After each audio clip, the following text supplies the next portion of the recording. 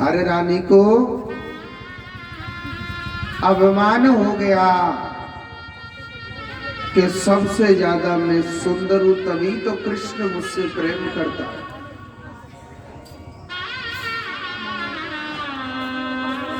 भगवान सोचने लगे,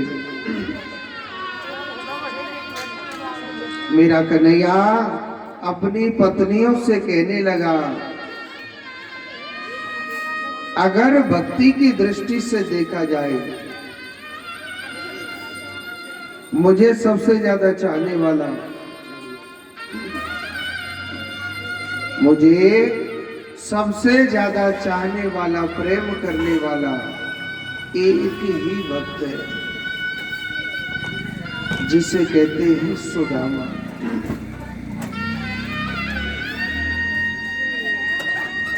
कृष्ण सुदामा का ऐसा प्रसंग है जो मनुष्य चित्त लगा के, जो ध्यान लगा के सुनता है ना, उसको कभी विपत्ति नहीं आती है। कृष्ण सुदामा का ऐसा चरित्र है, अगर जो चित्त लगा के, ध्यान लगा के सुनता है मेरा कृष्ण सुदामा चरित्र को, उसको कभी विपत्ति नहीं आती है। ऐसा कृष्ण सुदामा का चरित्र है, ऐसा कृष्ण सुदामा का चरित्र है। देखो कृष्ण और सुदामा की कैसे मित्रता होती है। सुदामा जी महाराज के पैर में कांटा लग गया था। सुदामा जी महाराज का नियम था, सांदीप मुनि आश्रम में विद्या ग्रहण करने के लिए जाते थे।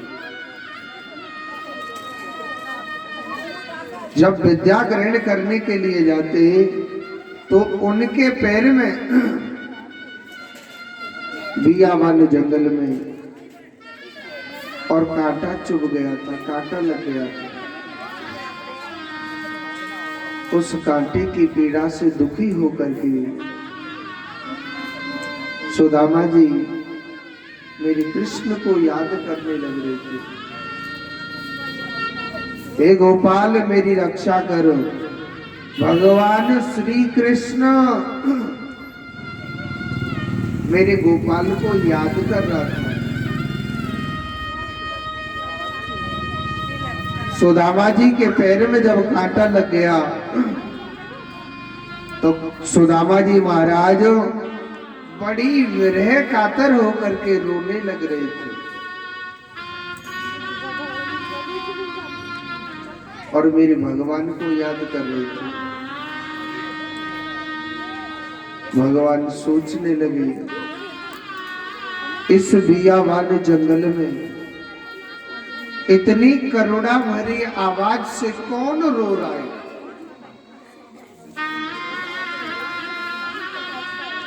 भगवान श्री कृष्ण उस वन में अपने साथी के साथ में विहार कर रहे थे।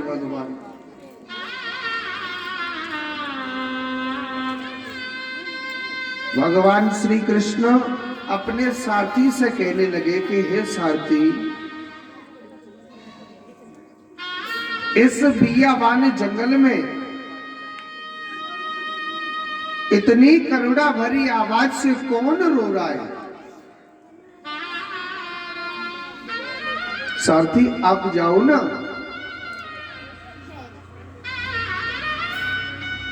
भगवान का सारथी भगवान की बात मान करके गया था। भगवान की बात मान करके गया और भगवान की बात मान करके गया। देखा था कि उस बियावान जंगल में, उस बियावान जंगल में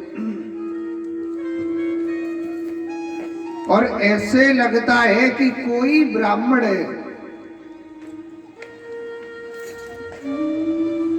माथे पर टीका लगा हुआ है, जनेऊ भी डला हुआ है, चोटी भी है,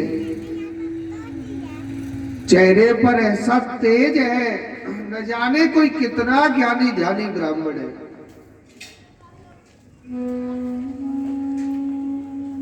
भगवान का पार्षद कहने लगा, हे विप्र देवता, हे ब्राह्मण देव, आपका क्या नाम है? आपका महाराज क्या नाम है? और इस बियाबान जंगल में आप बड़ी करुणा भरी आवाज से रो रहे हैं। हे ब्राह्मण देव, आपकी क्या कष्ट है? हे ब्राह्मण देवता, आपके क्या कष्ट है प्रभु? कृपा करके हमको बताइए ना प्रभु।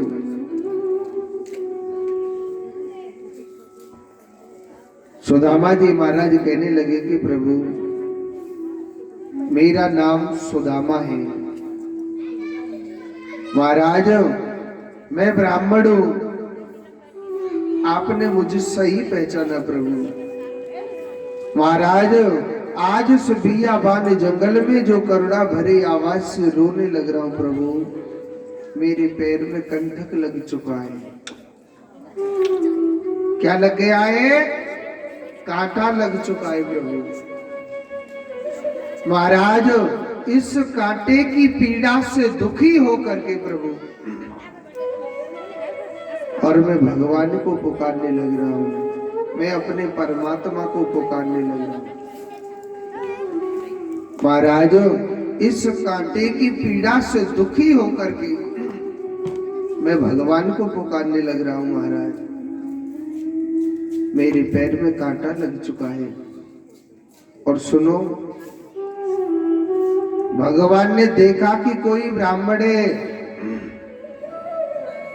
भगवान का दूत भगवान से कहने लगा, महाराज, इस बियाबान जंगल में जो दुखी होकर के रो रहा है ना महाराज, कोई ब्राह्मण है प्रभु। महाराज, उस ब्राह्मण के पैर में न कांटा लग चुका है, कांटे की पीड़ा से दुखी होकर के, और हे विधाता, वो आपको ही याद करने लग रहा है। वो महाराज आपको ही याद करने लग रहा है। पर एक बात बोलो, भगवान ने नाम ब्राह्मण सुना था, तुरंत मेरा कृष्ण रथ में से कूद पड़े थे, उतरे नहीं थे, क्योंकि मेरा कन्हैया ब्राह्मणों की बड़ी सेवा करते थे। और एक छोटी सी बात बोलूं, अगर आप दिल से, मन से अगर मेरे भगवान को भोजन खिलाना चाहते हो ना, शिवम को दे दे मैया, विश्वास ना है शिवम पर, खिले के चले जावे कोई ऊपर द्वारिया के कुआ पर। हाँ,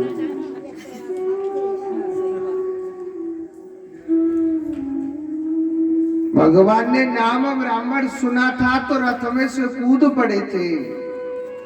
और एक छोटी सी बात बताता हूं, अगर आप दिल से भगवान को भोजन खिलाना चाहते हो ना, आप 3 मानवों को भोजन करा दो, डायरेक्ट थाली गई भगवान के पेट में। हाजी, 3 मानव कौन है? सबसे पहले जो भी संत दिख जाए, आप किसी भी संत को भोजन करा दो, आपकी थाली डायरेक्ट भगवान के पेट में चली गई। या कोई भी गौ माता दिख जाए, कोई भी गौ माता दिख जाती है, आप डायरेक्ट गौ माता को भोजन खिला दो, आपकी थाली भगवान के पेट में चली गई। और तीसरा कौन है? तीसरा है ब्राह्मण। अगर आप दिल से मेरे कन्हैया को भोजन कराना चाहते हो ना, आप किसी ब्राह्मण को भोजन करा दो, आपकी थाली गई डायरेक्ट भगवान के पेट में चली गई। वेद कहता है ना, यज्ञ में स्वाहा। भगवान का मुख कहाँ है? अग्नि कुंड के अंदर। अगर आप यज्ञ में मुंह से स्वाहा नहीं बोली, भगवान के मुख में वो सामग्री नहीं जाती है। और ब्राह्मण के मुख में आहा, इतनी रोटी खवाओ, इतनी रोटी खवाओ, जब तक वो न कह दे आहा बड़ा आनंद आ गया, वाणी जो कह दी तो समझ ली तो डायरेक्ट थाली गई भगवान के पेट में। और ना ही तो कितने को खवाओ, जब तक पंडित जी ने आहा न करी थाली न जावे।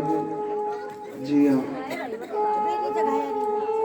और इन 3 लोगों की आत्मा भी मत दुखा देना, नहीं तो विनाश होने से भगवान भी नहीं रोक सकता है।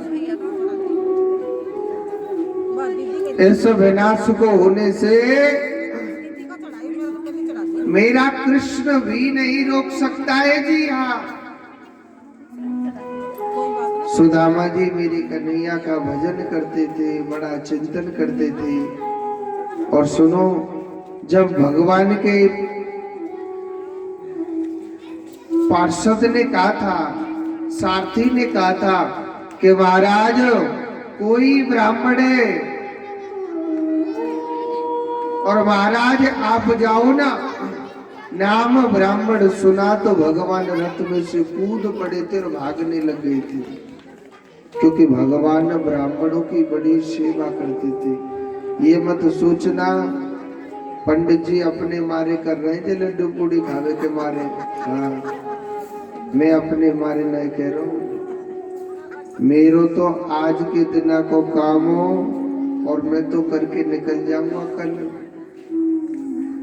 मगर जो वेद कह रहे है मैं वो बताने लग रहा हूँ।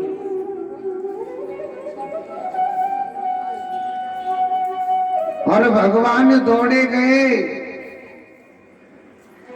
और दौड़े गए थे तो भगवान उसके चरण में से, उसके पैर में से भगवान कांटा निकालने लग रहे थे।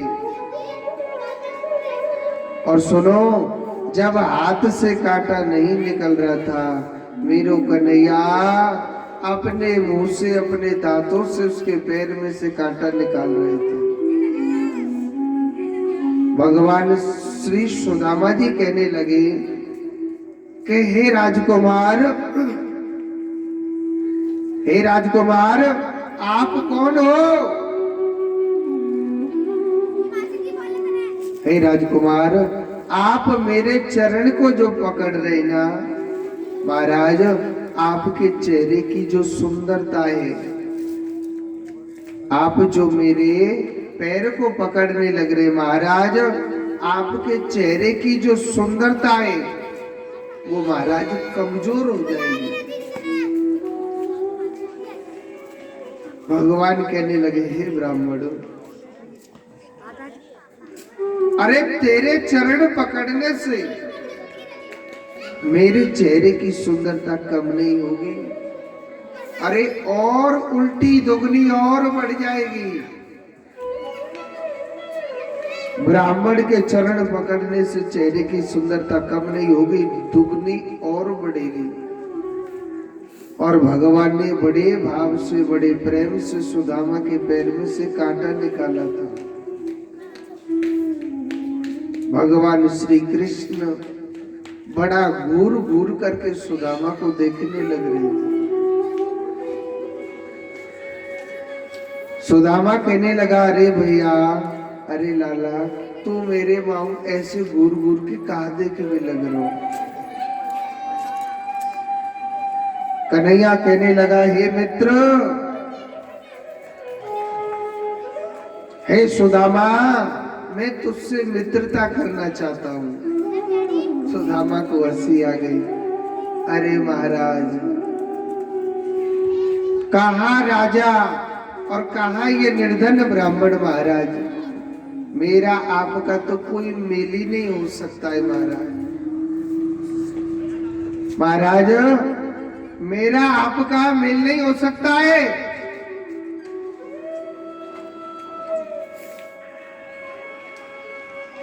महाराज आप धनवान राजा, मैं एक निर्धन ब्राह्मण।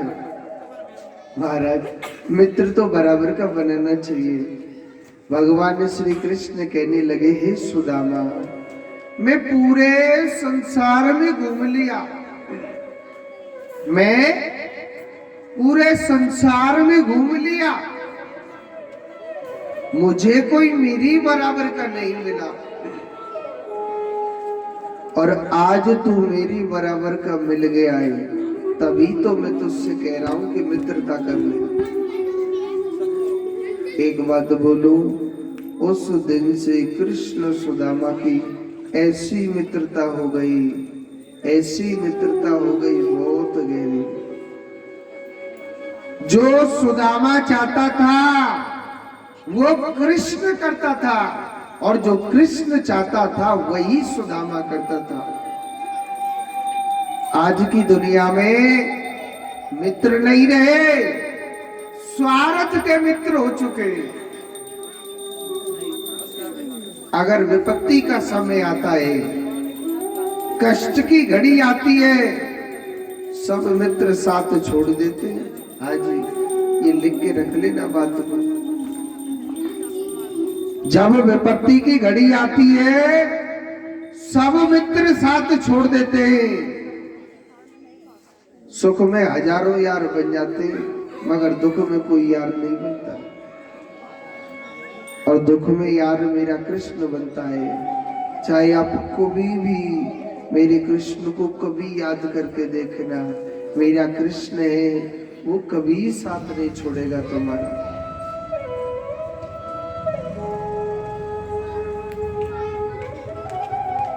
कृष्ण कभी साथ नहीं छोड़ेगा। सुख में हजारों यार हो जाते हैं, मगर दुख में कोई मित्र काम नहीं आता है। और दुख में जो साथ देता है वही सबसे बड़ा मित्र होता है। सुखदेव जी कहते हैं, परीक्षित, कृष्ण देखो, जब भगवान श्री कृष्ण छोटे से थे तो मैया क्या कहने लगी, अरे ओ लाला, अरे ओ कन्हैया, दारी के कछु पढ़ ले, दुनिया पढ़वे जावे, कोई तेरो ब्याह कर देगो, पढ़ लेगो तो ने का। जसोदा मैया कह रही कन्हैया ते, क्या कह रही, अरे ओ कन्हैया, दारी के कछु पढ़ ले, कोई तेरे ब्याह कर देगो, ना विष्णु की तरह रह जावे, हाँ संजू की तरह, दारी के बुढ़ापे में ब्याह होगो तेरा फिर। और कन्हैया ने कहा कही, अरियो जसोदा मैया, कोई मेरो ब्याह करियो चाहे मत करियो, मैं तो सिर्फ गैया चराऊं, मैं तो बैला की तरह रह जाऊंगा। सब ग्वाल वाली नहीं है क्या मेरे साथ में? और मित्र ने कहा, किसने? सुदामा ने, मेरे यार देख, मैं विद्या ग्रहण करने जाता हूँ रोज, तू भी चलना साथ में। और सुनो, दोनों मित्र एक साथ विद्या ग्रहण करने के लिए जाते हैं।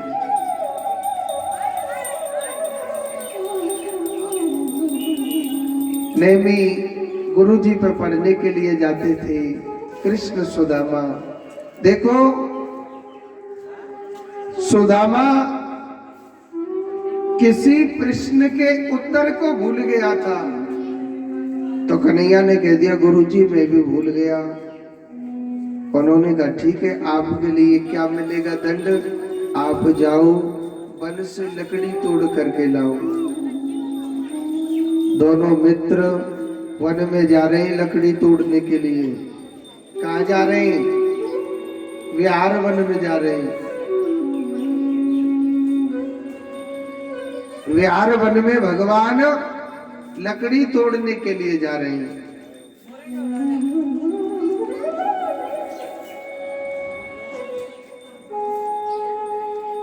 बुद्धा आश्रम था वहां पर विहार वन में, और उनके आश्रम में क्या होता है, भगवान श्री कृष्ण वृक्ष के ऊपर चढ़ गए थे लकड़ी तोड़ने के लिए, और नीचे से सुदामा लकड़ी बीन रहा था। और सुनो, ठंडी ठंडी हवा भी चल रही थी। ठंडी ठंडी क्या चल रही थी? हवा। और सुनो, सुदामा जी को ना भूख लगे आई थी।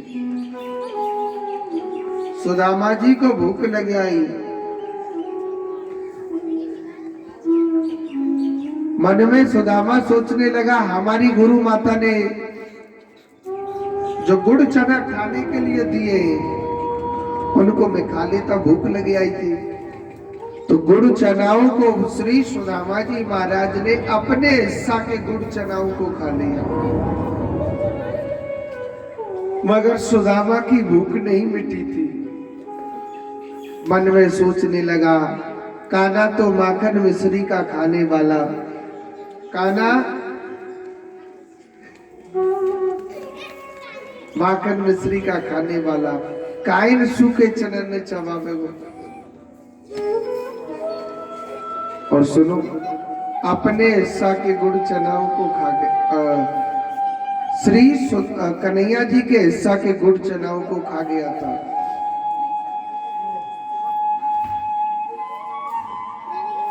उनके हिस्सा के गुड़ चनाओं को खा गया।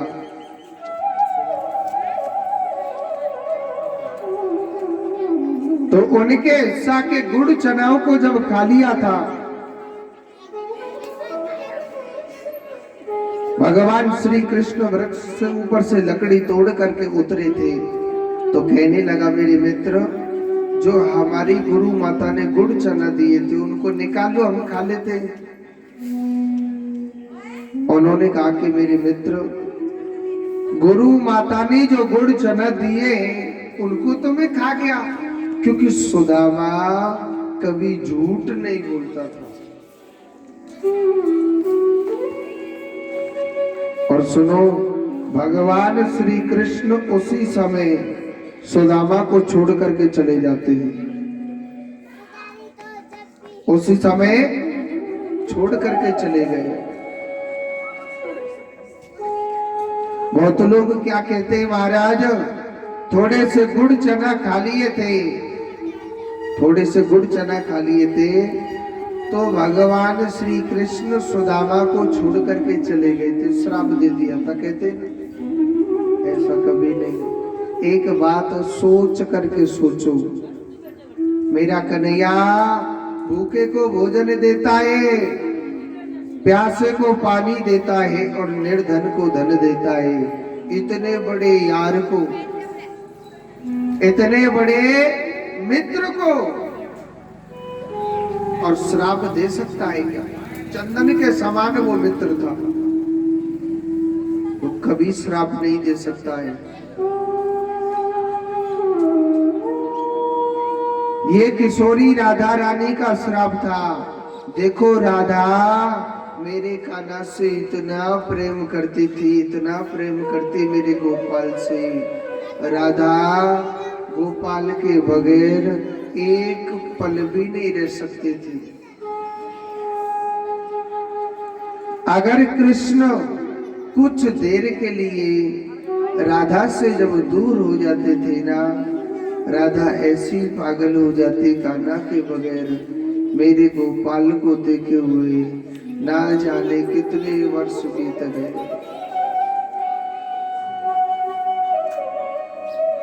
ना जाने कितने वर्ष बीत गए।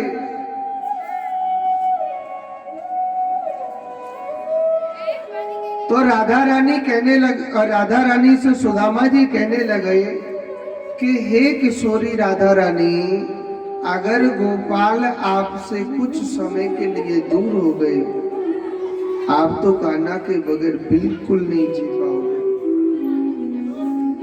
राधा क्या कहने लगी, हे सुदामा, क्या तू मेरे कृष्ण को मुझसे दूर करना चाहता है? आप सुनो मेरी बात ध्यान से। एक वक्त तुम्हारे जीवन में ऐसा आएगा, ये मैं कहती हूँ कि आप स्वयं भगवान श्री कृष्ण से दूर हो जाओगे। तब आपको पता चलेगा कि कृष्ण से बिछड़ने का दुख क्या होता है। और वास्तव में जब से कन्हैया गया, जब से कन्हैया गया, सुदामा भगवान श्री कृष्ण के बगैर नहीं रह सकता था।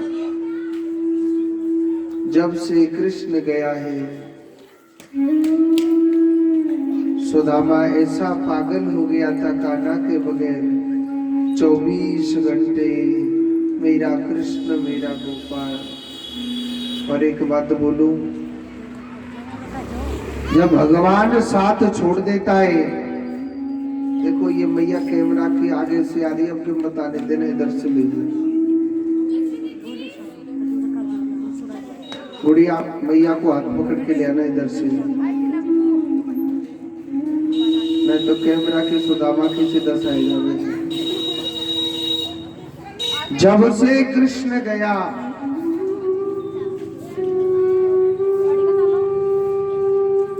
जब से कृष्ण गया था,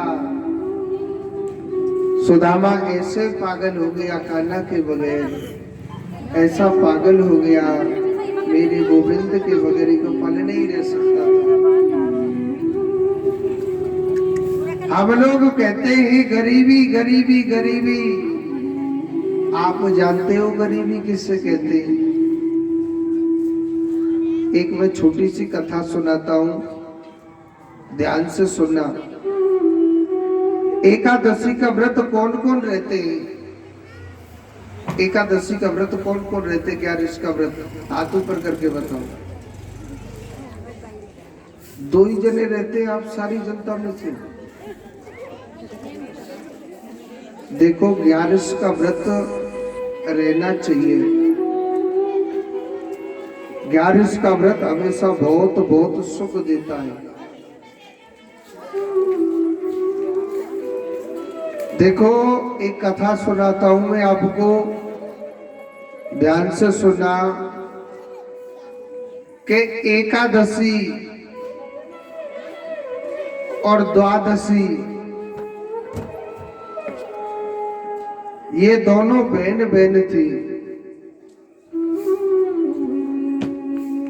एकादशी और द्वादशी ये दोनों बहन बहन थी।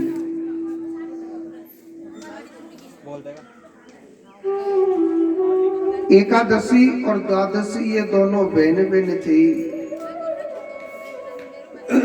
एकादशी के पास ना ये जो धन वैभव है अच्छा था इसके पास। कथा को ध्यान से सुनना, बहुत ज्ञान की कथाएं है। तो एकादशी के पास ये धन वैभव अच्छा था, तो एकादशी की बेटियों की शादी थी। तो एकादशी सबके लिए निमंत्रण बांट रही, कहने लग रही कि आप आना, मेरी बेटियों की शादी है। एकादशी अपनी बहन द्वादशी के घर गई थी। समझ रहे नहीं समझ रहे? द्वादशी के घर गई थी और द्वादशी से कहने लगी कि अरे ओ द्वादशी, देख मेरी बेटियों की शादी है और आपको ना जरूर जरूर आना है। द्वादशी कहने लगी बहन आपकी बेटी वो मेरी बेटी है, चिंता क्यों कर रही, मैं जरूर आऊंगा। और द्वादशी एकादशी की बेटियों की शादी में गई थी। आप जानते हैं बहन की बेटी की जब शादी होती है तो कुछ काम भी करना पड़ता है, घर का जो कार्य होता है ना करना पड़ता है कि नहीं करना। तो द्वादशी हर कार्य कर रही थी, हर काम करने लग रही थी। और सुनो, एकादशी अभिमान में आकर के कहने लगी, द्वादशी से कह रही है एकादशी कि हे द्वादशी देख तेरे पास ये नहीं है और मैं धनवान हूं। मेरे पास देख कितने बड़े बड़े धनवान लोग आ रहे हैं यहाँ पर, और तू भिखारी ने, इसीलिए तेरे यहाँ पर कोई भी नहीं जाता है। द्वादशी कहने लगी बहन कोई बात नहीं, जैसी प्रभु की इच्छा। मगर एकादशी बड़े अभिमान की बात करने लग गई थी।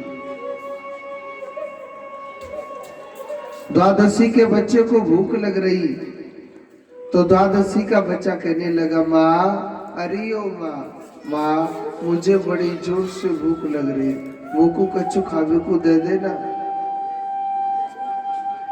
अब द्वादशी किसी दूसरे के घर पर कैसे दे दे? तो द्वादशी एकादशी से कहने लगी कि बहन एकादशी मेरे बच्चे को भूख लग रही है, थोड़ा खाना दे दो ना खाने के लिए। एकादशी ने क्या कहा, तेरा बेटा मर कहीं नहीं रहा, चुपचाप मेरे घर पर काम करती रहे, और नहीं तो अपने घर जा सकती है। अब द्वादशी कुछ नहीं बोल सकती है, और ऐसे किसी की शादी को भी बीच में से छोड़ के नहीं जाया जाता है। किसी की शादी थोड़ी बिगाड़नी है? मगर आप जाने कि बाल हट बहुत बुरी हट होती है। बच्चा जिस चीज के पीछे पड़ गया तो अब ही चाहिए माचा कहीं से भी लेके आओ, अभी चाहिए, चाहे माँ कहीं से भी लेकर के आओ। तो द्वादशी किसी पड़ोसन के घर गई, कहने लगी बहन मेरे बच्चे को बड़ी जोर से भूख लग रही है, आप कुछ खाने के लिए दे दो ना। अब सुनो,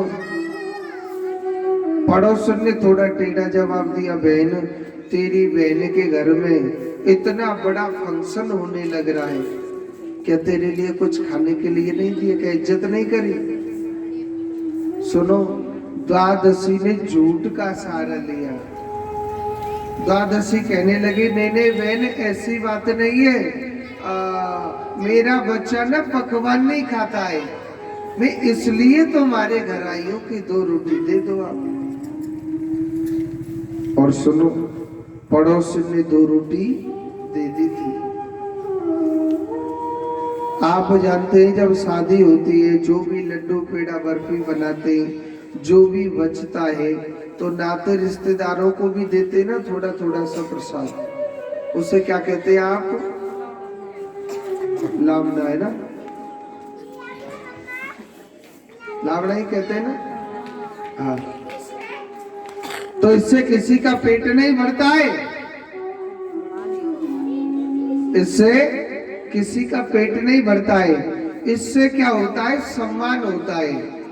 अगर इसको नहीं देते ना तो लोग ताने भी मारते, काहे के पैसा बारे, लामड़ो तक तो दियो ना हो, केमे के ना केमे ताने मार दे ना, होगो पैसा बारो पर तू अपने का जाए, तो ताने मारते के नहीं मारते? तो उसी प्रकार सबके लिए एकादशी प्रसाद दे रही थी। द्वादशी कहने लगी बहन आपके सारे नाते रिश्तेदार विदा हो गए, अगर आपकी इजाजत हो तो मैं भी चले जाऊं अपने घर। और सुनो, एकादशी क्या कह रही कि तुझे रोक किसने रखा है? जा यहां से, तुझे किसने रोक रखा है?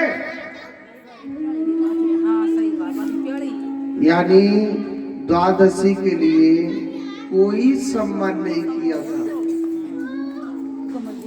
और द्वादशी बेचारी अपने घर जा रही है निराश होकर के।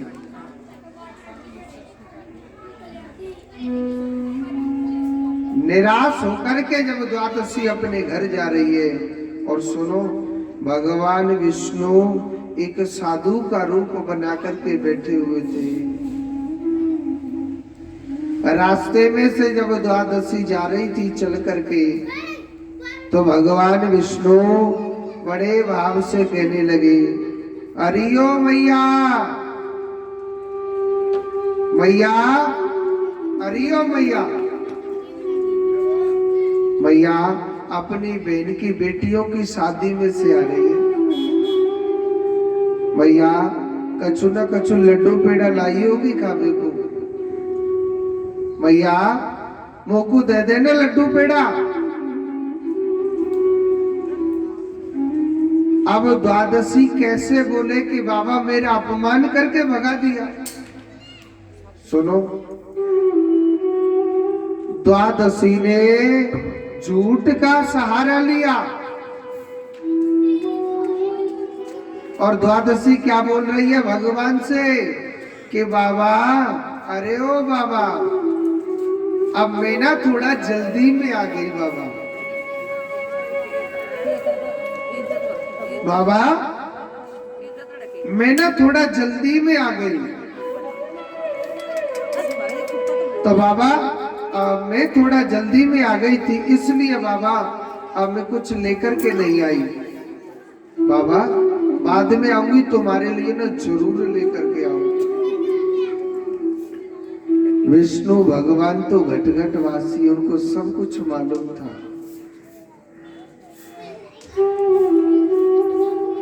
विष्णु भगवान कहने लगे, मैया तू तो हमारे काजे कछु देगी ना। मैया चल ठीक है, कोई बात नहीं मैया। मैया मैं तेरे काजे ना कछु जरूर लेके आऊंगी। मैया मैं तेरे काजे कछु न कछु जरूर लेके आऊंगी। तो क्या किया मैया, तेने तो हमको कछु ना दियो, चल मैं तेरे काजे कुछ न कुछ देता हूं। तो विष्णु भगवान ने थोड़ी सी मिट्टी उठाई। क्या उठाई? माटी। और माटी के 2 लड्डू बनाए थे और कहने लगे, मैया ले तू मुझसे माटी के लड्डुओं को प्रसाद समझ के ले जा। द्वादशी ने कहा करो, वो माटी के लड्डू अपने बैग में बंद करके अपने घर आ जाती है।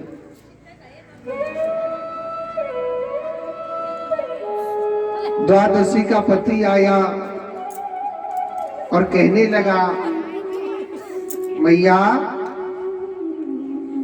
अरियो मैया,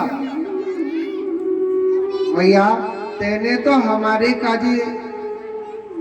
और द्वादशी का पति आया था और अपनी पत्नी से कहने लगा, हे देवी, आप अपनी बहन की बेटी की शादी में से आ रही है, कछु दियो का,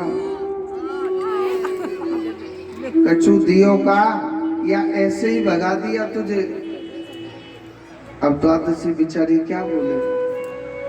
द्वादशी कहने लगे, आप ऐसा करो, आप ही देख लो, किवाड़ खोल करके जब देखोगे कि बैग खाली है, वो अपने आप समझ जाएंगे कि कुछ नहीं दिया।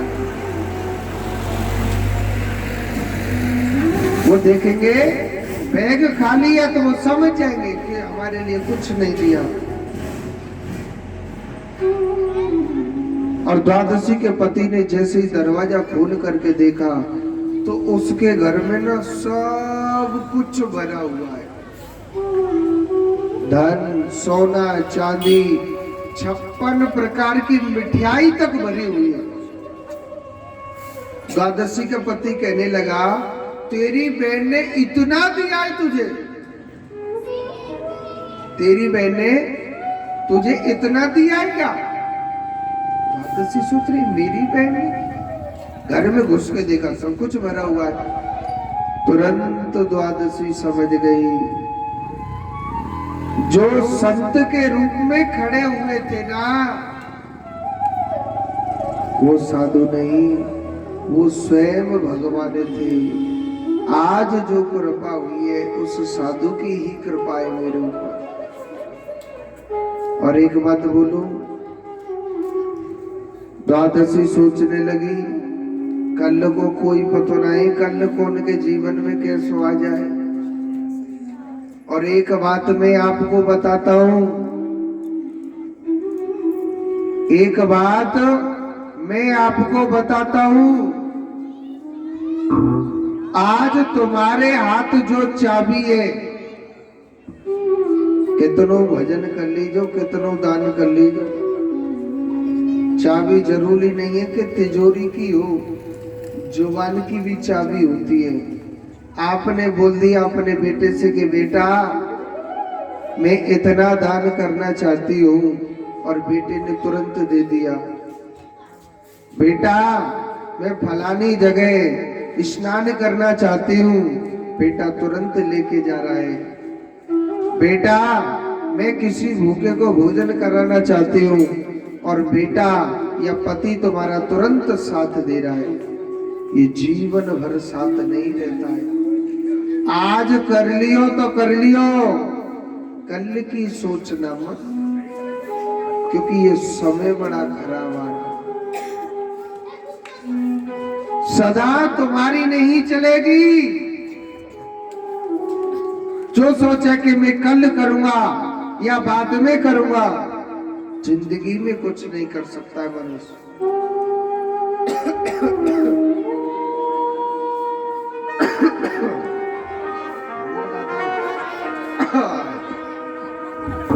बोलिए गोविंद भगवान की। जाएगा जब यहाँ से ओ कुछ भी न पास होगा, 2 गजे का फल का टुकड़ा तेरा लिबास होगा। जाएगा जब जहाँ से कुछ भी न पास होगा, कफन का टुकड़ा तेरा लिबास होगा। ताली बजाओ और उन्हें नारो, ताली बजाओ पहले।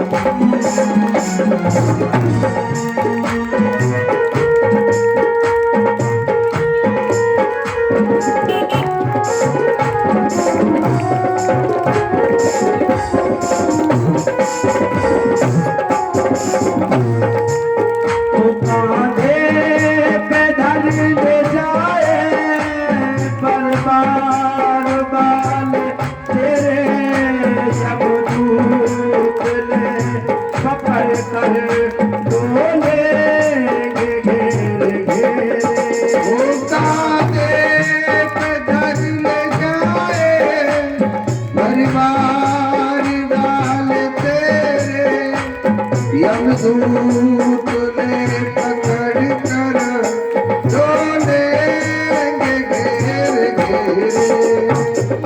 देगा आग तुझ में, देगा आग तुझ में, तेरा बेटा जो पास होगा, 2 गजे का फल का टुकड़ा तेरा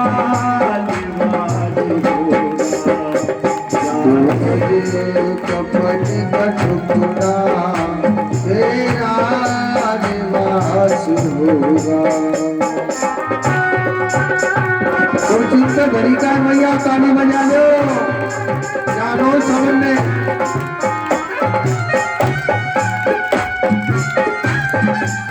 हरि को के नाम पर ताली बज रही है।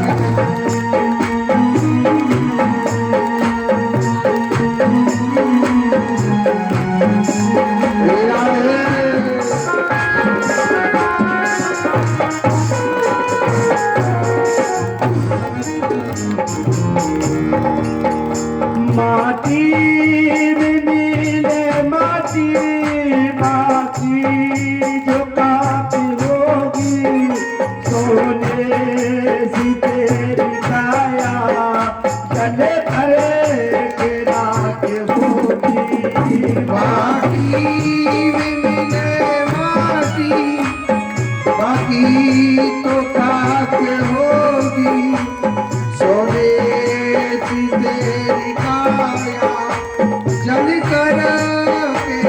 के होगी, जब मृत्यु होगी तेरी, आना जब मृत्यु होगी तेरी, तो तेरा कुनबा उदास होगा, वो गजे का बन का टुकड़ा तेरा लिबास होगा।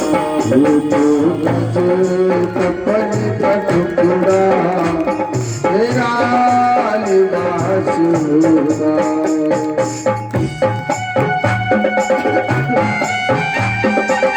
हरि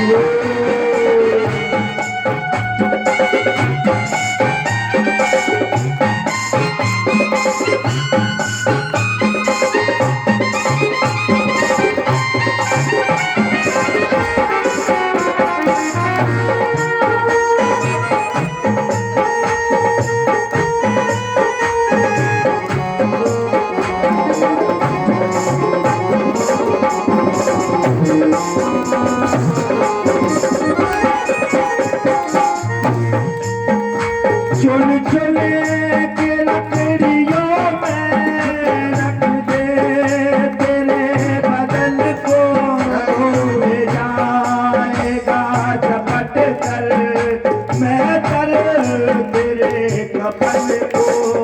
चुन चुनो के लकड़ियों में रख दे तेरे बदन को, झटले कर उठा ले मैं कर तेरे कपन को। लकड़ियों में, लकड़ियों में, लकड़ियों में,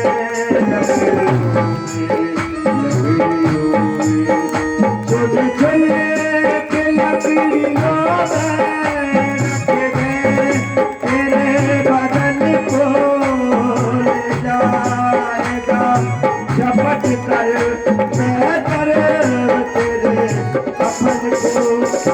दे देगा आगे तुझ में, दे देगा आगे तुझ में, वो तेरा बेटा जो खास होगा, तुझे कफन का टुकड़ा तेरा लिबास होगा।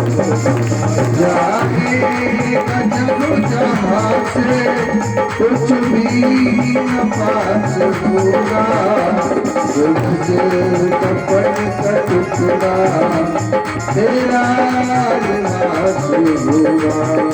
जाएगा जब यहाँ से कुछ भी न पास होगा, तो गले का बन का टुकड़ा तेरा लिबास होगा। दो गज कपन का टुकड़ा तेरा लिबास होगा। ओ तेरा लिबास होगा, तेरा लिबास होगा।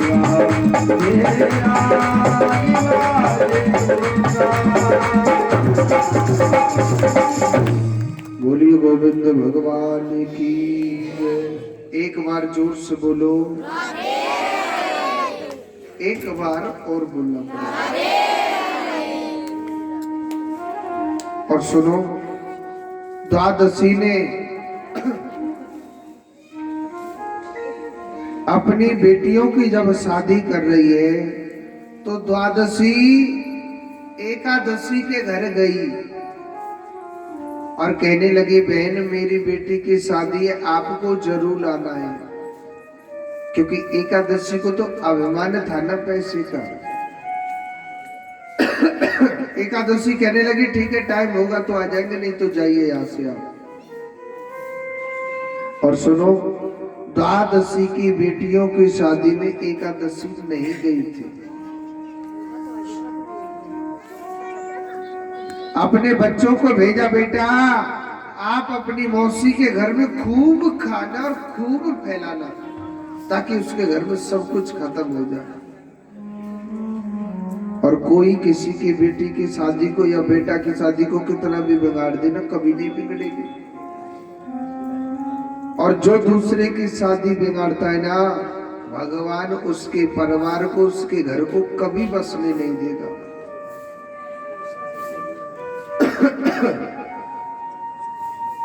भगवान उसके परिवार को कभी नहीं बसने देगा।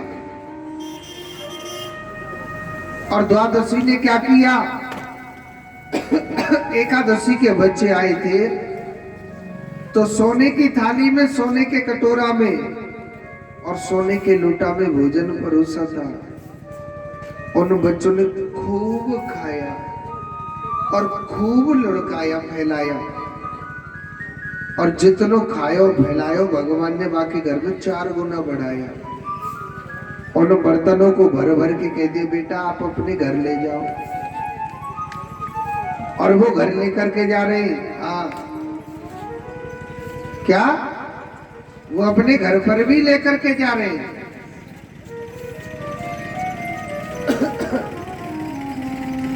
और वो अपने घर लेकर के जा रहे हैं। सुखदेव जी कहते हैं, परीक्षित जब घर लेकर के जाने लग रहे हैं वही बच्चे, सुखदेव जी महाराज कहते हैं, परीक्षित एकादशी पर रहा नहीं गया, देखने लगे अरे इतना धन वैभव कहां से आ गया एकादशी के पास। वो तो कल के दिन भूखी मरती थी, वो कल के दिन भूखी मरती थी। एकादशी तुरंत दौड़ी दौड़ी गई, द्वादशी के घर गई और कहने लगी, बहन तेरे पास ये कोठी बंगला महल तुम्हारे क्या देख रही हो। देखो द्वादशी झूठ नहीं बोलती थी। द्वादशी कहने लगी, बहन मुझे रास्ते में एक संत मिला था, और वो संत नहीं, वह स्वयं भगवान का स्वरूप था, स्वयं भगवान का ही रूप था।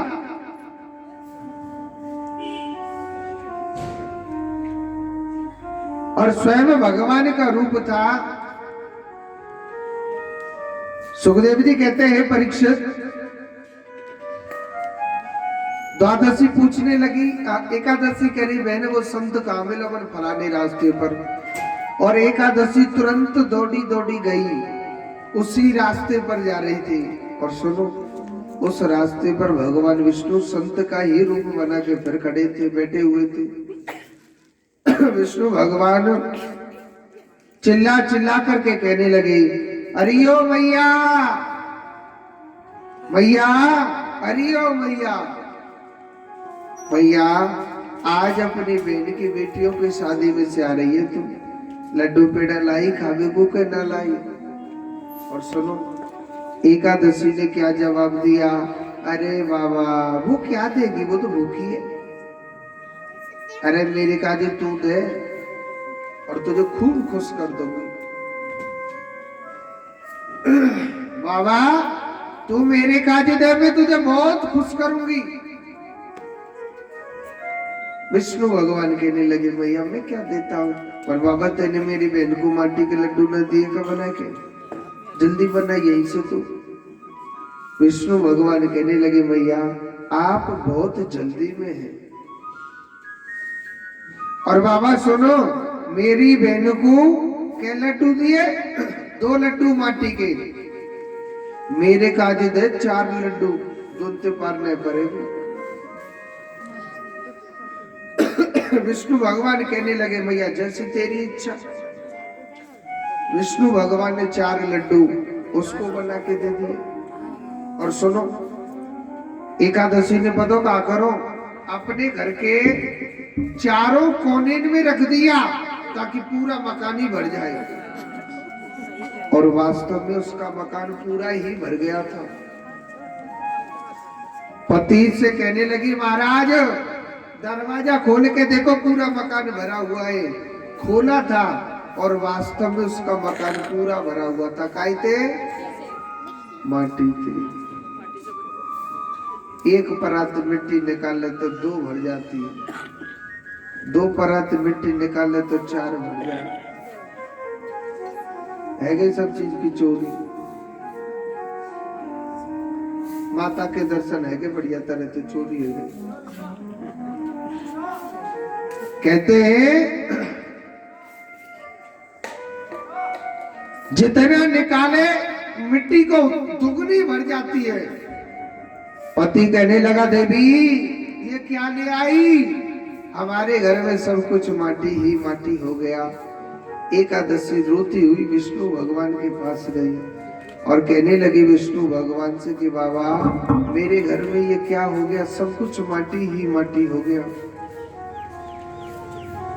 मेरे घर में ये क्या हो गया, सब कुछ माटी ही माटी हो गया, सब कुछ मिट्टी ही मिट्टी हो गया। तो विष्णु भगवान को बड़ी जोर से हंसी आई और विष्णु भगवान कहने लगे माता हे एकादशी तेरे पास क्या नहीं था है? अरे द्वादशी को मैंने अपनी खुशी से उसे बढ़ाया और मैंने अपनी खुशी से बढ़ाया, फिर भी तुझे क्या जलन हुई थी? तेरे पास तो सब कुछ था। और होते पर भी जो कहता है मुझसे हाय माया हाय माया हाय माया, मैं उसे मिट्टी में मिलाने में 1 मिनट नहीं लगाता।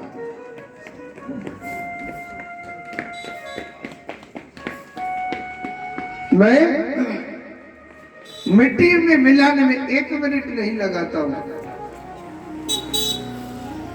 एकादशी रोने लगी तो भगवान ने दया आई और भगवान कहने लगे कि कलयुग में जो तेरे नाम का व्रत रहेगा वो मेरे ही धाम को प्राप्त हो जाएगा।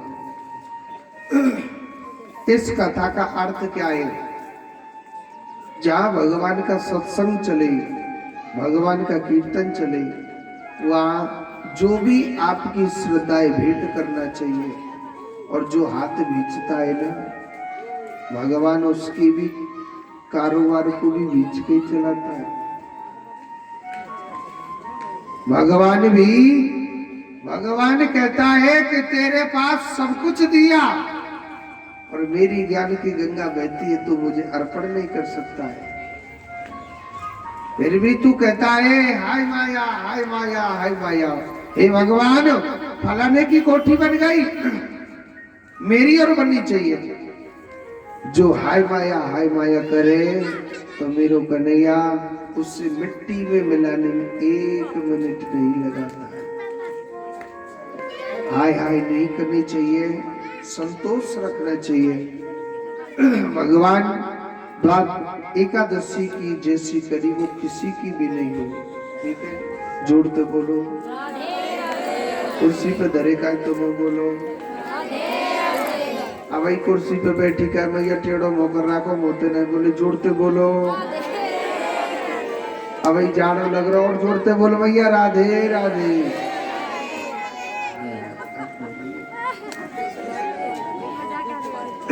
तो इधर देखो सुदामा जी महाराज पर ऐसी गरीबी ने परीक्षा ली।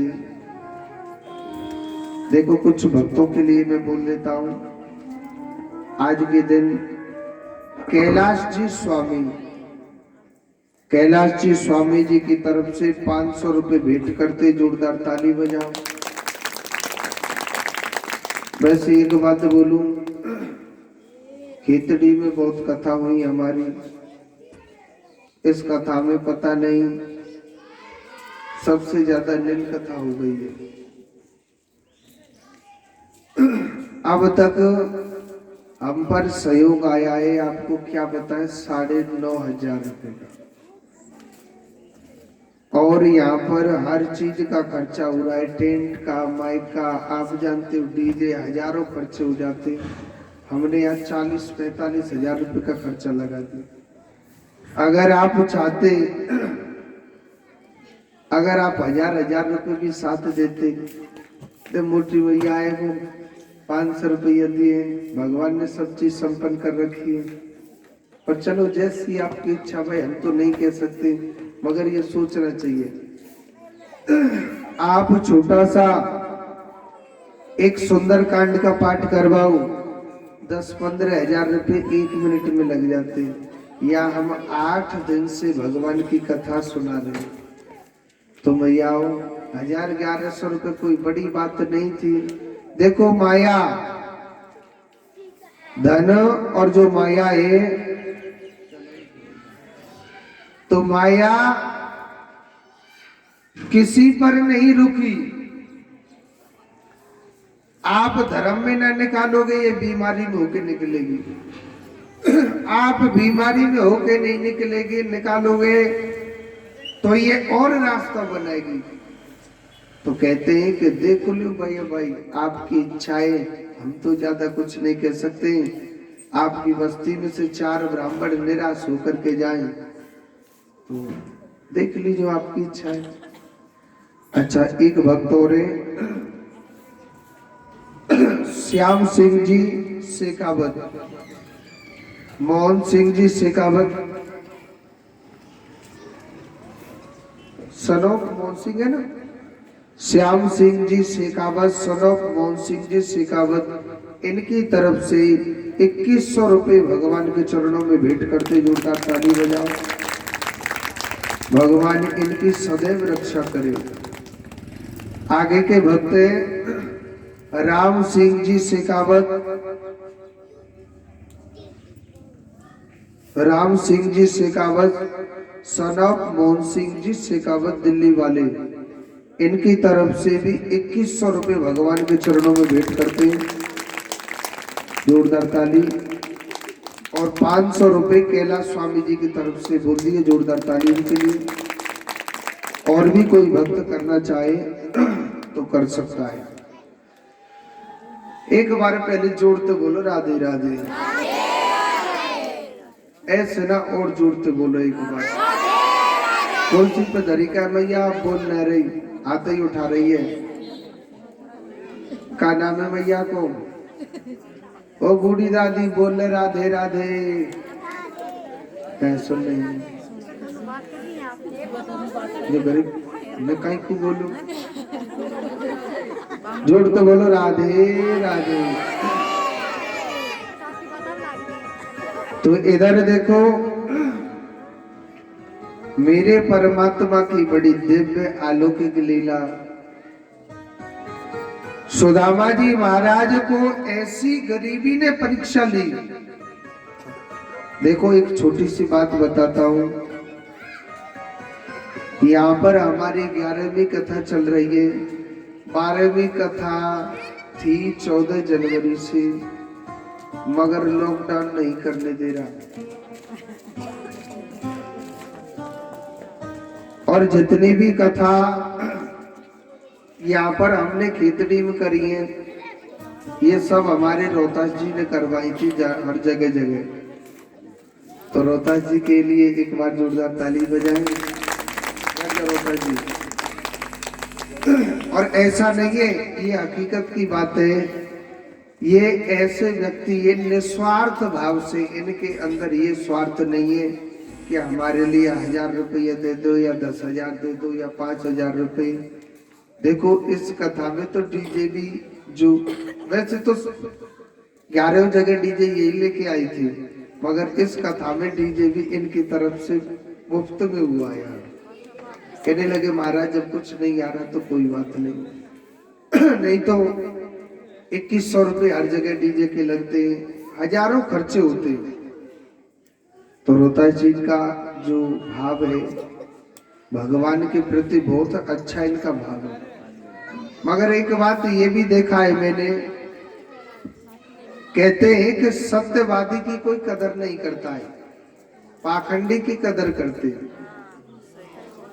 मैंने कई जगह देखा है, एक जगह नहीं कई जगह देखा है। ऐसे व्यक्ति हैं ये, यो कहते हैं चाहे मेरे टेंट को आप फ्री में लगवा लो, किसी की बेटी की शादी हो या बेटा की, और जो तुमसे बने वो दे दो, मैं वो ही ले लूंगा। और कई जगह ये किया है और कई जगह टेंट भी लगाया है, और आपकी भी शायद कॉलोनी में लगाया होगा, ये तो मुझे नहीं मालूम।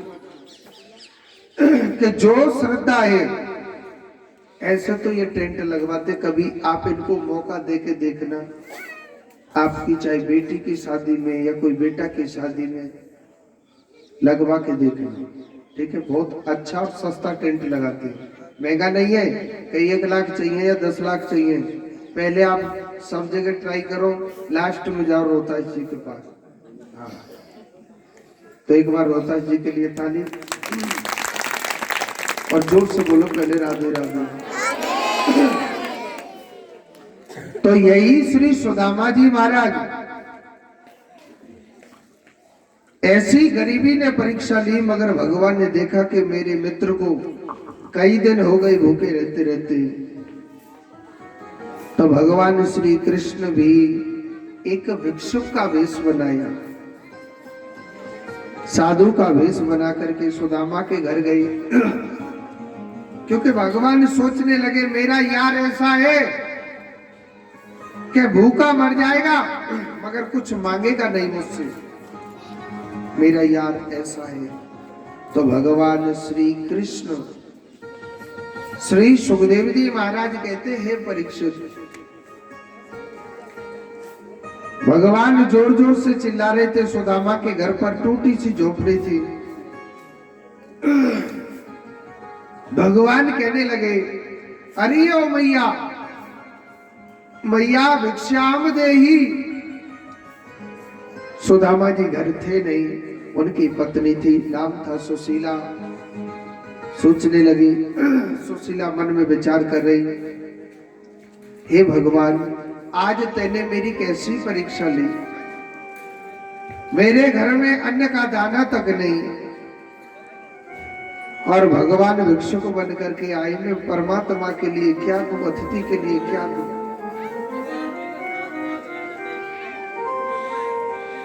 चुपचाप देसीना वो घर में बैठ जाती है, घर में बैठ गई, और जब घर में बैठ जाती है, सुखदेव जी कहते हैं परीक्षित, जब घर में बैठ जाती है, आंखों से नीर बह रहा है, मेरा कन्हैया बड़ा जिद्दी लाए।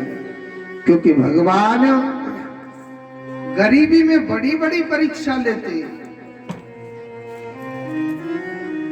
भगवान घर में भीतर चला गया और भगवान कहने लगे मैया हरिओ मैया,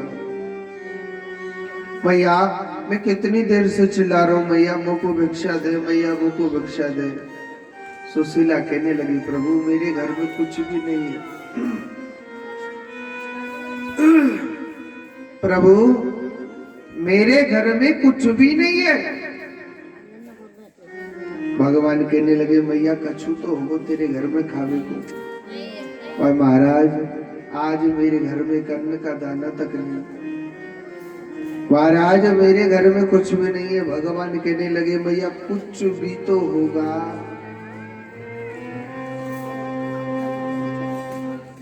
सुशीला कहने लगी महाराज एक चीज तो है मेरे घर में, मगर उसे कोई लेना पसंद ही नहीं करता है। क्या है महाराज? मेरे घर में गरीबी है, क्या आप लोगे? और एक बात बोलो, जाए कोई ना लेना उसे मेरा गोपाल लेता है। जिस चीज को कोई नहीं लेता उसे मेरा गोविंद लेता है।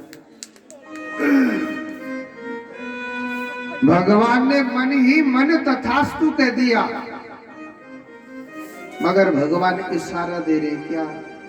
अरे मैया मैया आप काहे बात के गरीब? आपके पति को यार द्वारकाधीश बहुत बड़ा पैसे वाला है, क्यों नहीं भेज देते वह? मैया आपके पति जो द्वारकाधीश, क्यों नहीं भेज देते वहां पर द्वारकाधीश भगवान के पास? और सुनो, भगवान इशारा देकर के चले जाते। पति आया, सुशीला कहने लगी स्वामी आप उन द्वारकाधीश भगवान के पास क्यों नहीं चले जाते? अरे समय का कोई पता नहीं, कब हमारी मृत्यु की घड़ी आ जाए, कब वो बुलावा आ जाए। स्वामी एक बार क्यों नहीं चले जाते? देखो बछड़ा आ रहा है इसमें थोड़ा, आप क्यों नहीं चले जाते? और सुनो, श्री सुदामा जी महाराज न चाहते हुए सुशीला के कहने से तैयार हो गए। और एक बात बोलो, कुछ द्वार ऐसे होते हैं जहां खाली हाथ कभी नहीं जाना चाहिए। कुछ द्वार ऐसे होते हैं जहां खाली हाथ नहीं जाना चाहिए। पहला भगवान का द्वार, सत्संग का द्वार, भगवान के मंदिर का द्वार, गुरु का द्वार, मित्र का द्वार,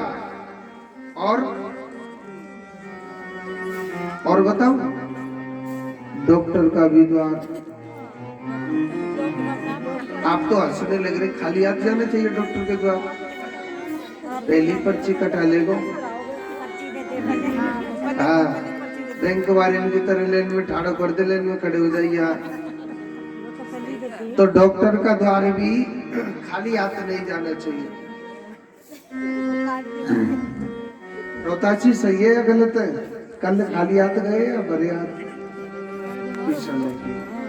तबीयत खराब हो गई थी इनकी, नहीं इनकी बहुरानी की, बिंदड़ी की। हाँ, मैंने की कैसे गए, मन पीछा लेके गए थे मैंने। और सुनो, सुदामा का कहने लगा कि हे सुशीला, मेरा कृष्ण मित्र भी है, मेरा कृष्ण डॉक्टर भी है, मेरा कृष्ण माँ बाप भी है, मेरा कृष्ण यार भी है, और मेरा कृष्ण गुरु भी है। कैसे जाऊं उसके द्वार पर? सुशीला ने कहा, करो 5 घरों से चावल लेकर के आए।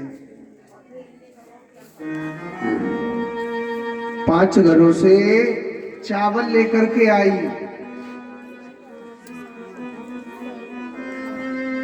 और 5 घरों से चावल लेकर के आई और उन चावलों को एक पोटली में बांधा के, हे गोपाल, मेरे घर की गरीबी को भूल मत जाना।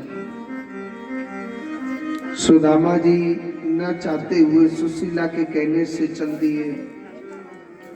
रास्ते में चलते जा रहे, हजारों चिंताएं आई। नदी भी पड़ी थी, एक छोटी रार को बम्मा कहते उसको, और भी एक नदी पड़ी थी। सुदामा जी महाराज अनन्य प्रकार के कष्ट भी पड़े, मगर भगवान की जो शरण लेता है, मेरा कृष्ण सारे बंधनों से मुक्त कर देता है।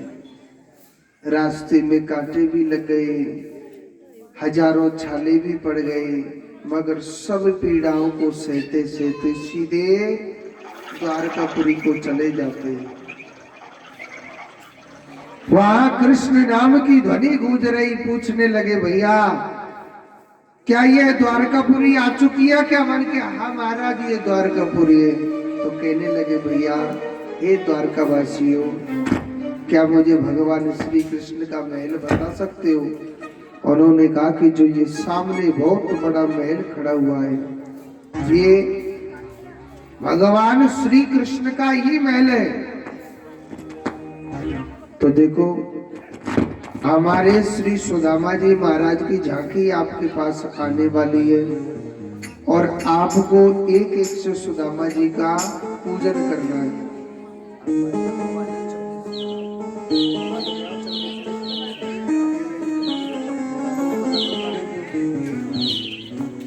तो हमारे सुदामा जी आने वाले हैं, तो जब तक हमारे संजो भैया सुदामा जी को लेकर के आएंगे।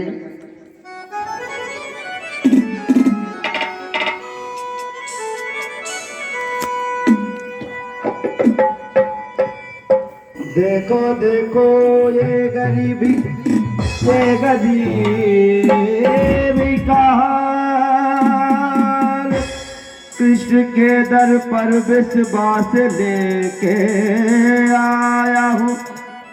मेरे बचपन का यार है,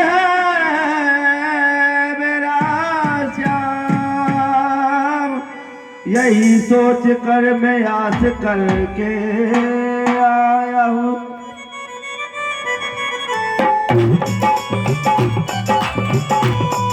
अरे द्वारपालो कन्हैया से कह दो, अरे द्वारपालो कन्हैया से कह दो, मिलने सुदामा गरीब आ गया है, मिलने सुदामा गरीब आ गया है।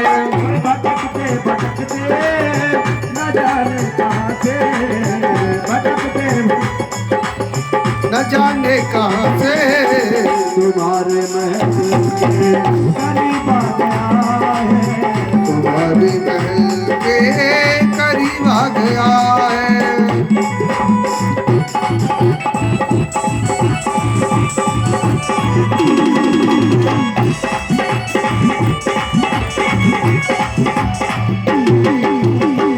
नसल पे पगड़ी नसल पे जामा, बता दो कन्हैया को नाम है सुदामा है, बता दो कन्हैया या को नाम है सुदामा, बता दो कन्हैया को नाम है सुदामा। नसल पे पगड़ी नसल पे जामा, आना बता दो कन्हैया को नाम है सुदामा।